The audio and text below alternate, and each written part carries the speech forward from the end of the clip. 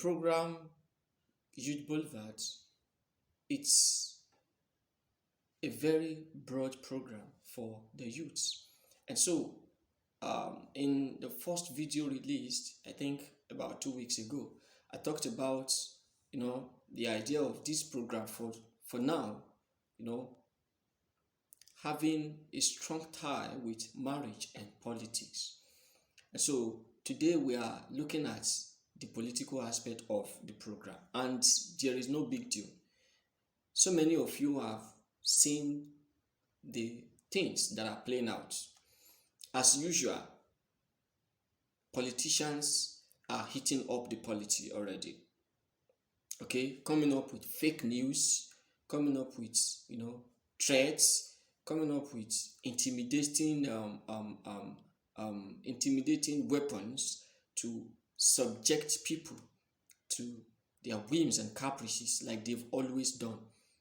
But the point today is not even about the role of the politicians. It's about the role of the youths in the next year election, 2023 general elections, especially the presidency. See, for God's sake, we need to understand Nigeria is structured in such a way that when the government at the top gets it wrong, it will affect even the man in my own village.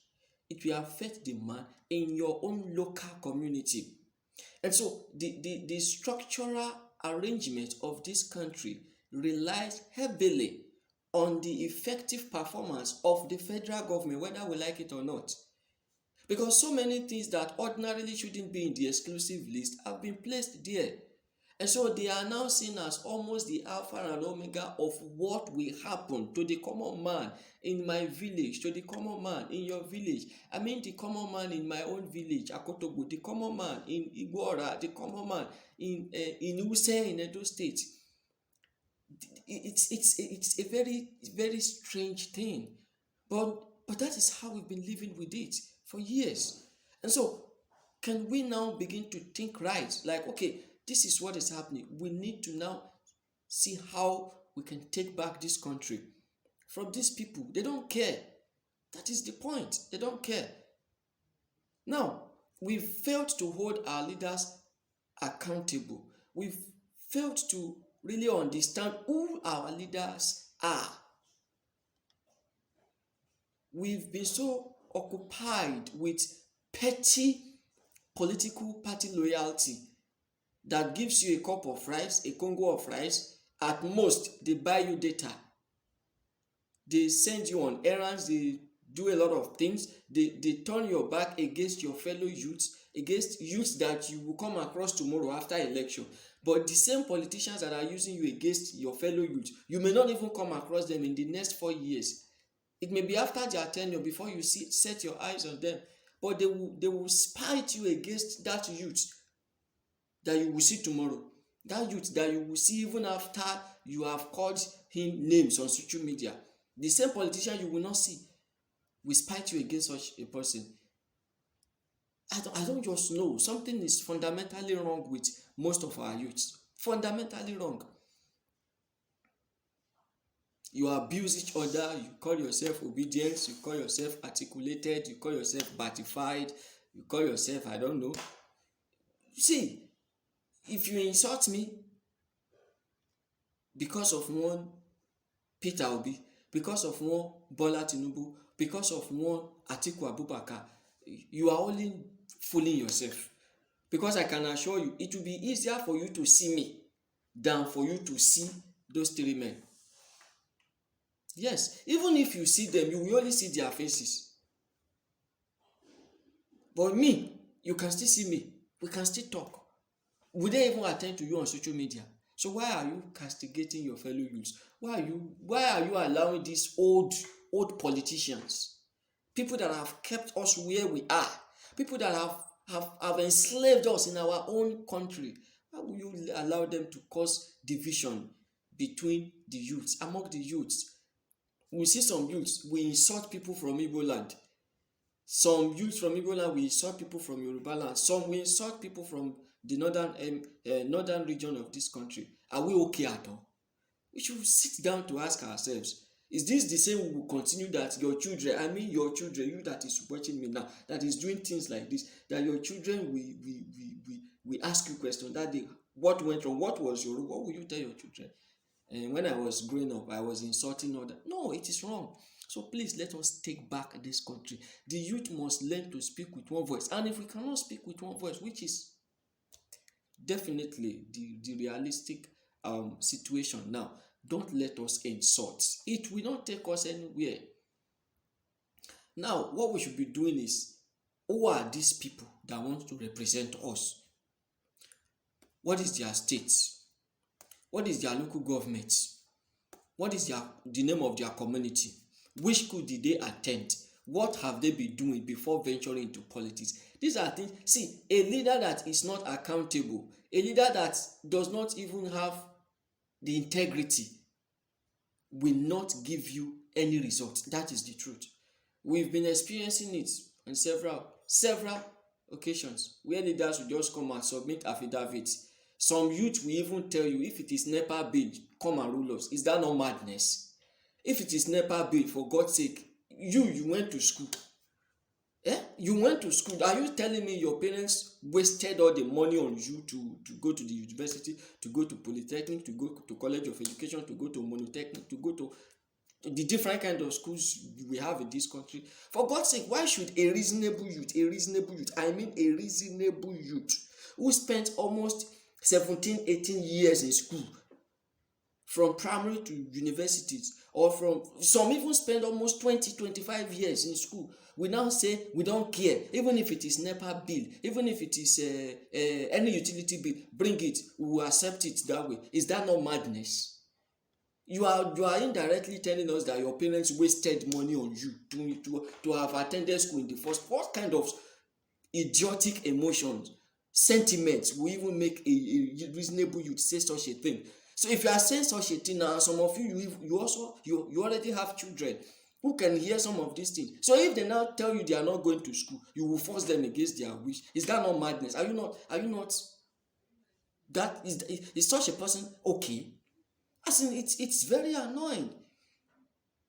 We must understand our priority. We must get it right in this country.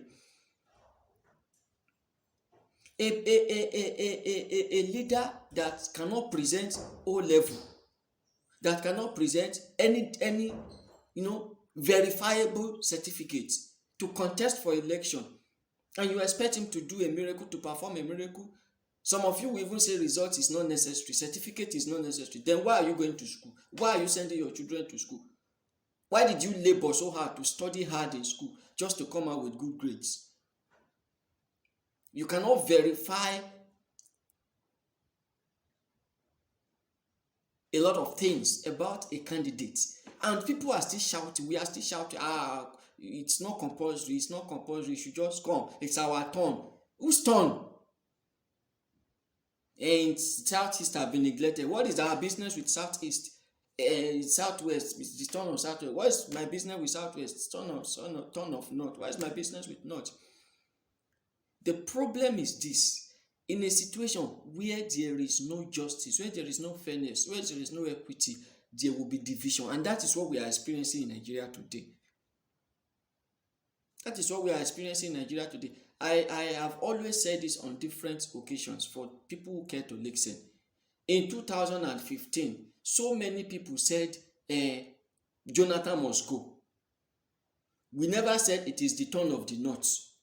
Nobody brought up that argument. The argument was Jonathan was not performing. So why must there be argument now? That is the point. I'm not supporting any candidate on this channel. Get it right. I'm not supporting any candidate on this channel. I might have a candidate I have interest in, but I'm not supporting anyone. But the reality is this: you can't destroy a home and come back that you want to stay in that home after you've destroyed the home. For God's sake, the rain will destroy you, the sun will kill you now. A country where there is no truth, where there is no fairness, where there is no justice, where there is no equity, will continue to fail. And that is what we are experiencing now. That is why a youth will tell you, bring NEPA bill, you are free to contest. Bring this, you are free to contest. If in a country where there are laws that make it compulsory for graduates to present certificates before they are given a job of 40,000 naira, 50,000 naira. And you are telling a politician to bring NEPA bill for him to earn millions of naira. We are not talking of the ones he will pack in his pocket. We are talking of the one he will earn legitimately as salary for 4 years. If you will take NEPA bill, if you will take unverifiable results to earn such money, and you who spent years in school will use your own verifiable results to earn just 40,000 naira, then it means something is wrong with us as a country. My own advice is this. Me, I will talk. See, let us get our priorities right. Number one, don't insult anybody because you are supporting Obi, because you are supporting Tinubu, because you are supporting Atiku. Like I said, you may not see any of these people till you die. So that man you will see on the street, that your brother, that your friend you will see on the street, don't insult him, don't insult her, because of four politicians you may not see before you die. 2, let's not allow emotion, either religious emotion or sentiment, tribal sentiment or emotion, take away our sense of reasoning. It shouldn't, because we may not be accountable to ourselves now, but one day we may be accountable to our fathers, our unborn children, our generation, just like some of our parents are now being held accountable. They are being asked questions. What did you do? Why did you allow this thing to get to this level? See, if we should continue like this, in fact, our fathers, they go be professor for where we do, because it's so annoying how the youth even talk these days. So please, let us hold everyone coming out for positions. Let us hold them accountable. Let us know them.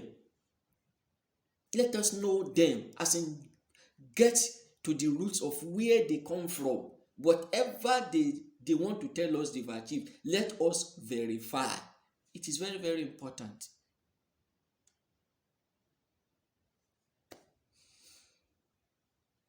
On the final note, candidates have come up with their documents. INEC published the documents of candidates. You see youths telling you, this one did not go to school, this one did not go to school. Why can't you on your own try to verify what, one of the candidates, I needed to go online, search for some things. And so when I discovered that, okay, truly he has all these things, fine. I can defend him. Even when any other person tries to bring it, I will defend him. I will tell you it's a fact. Let us verify them.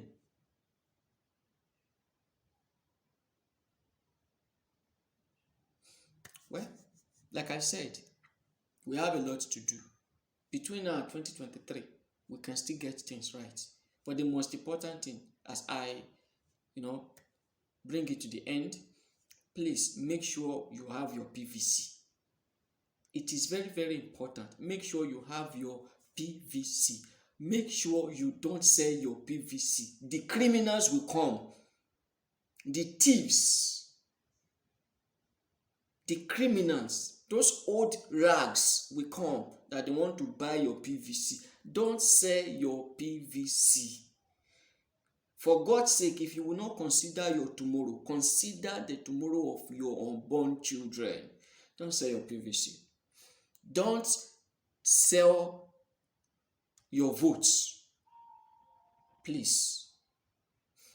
All right. I'll see you in the next video.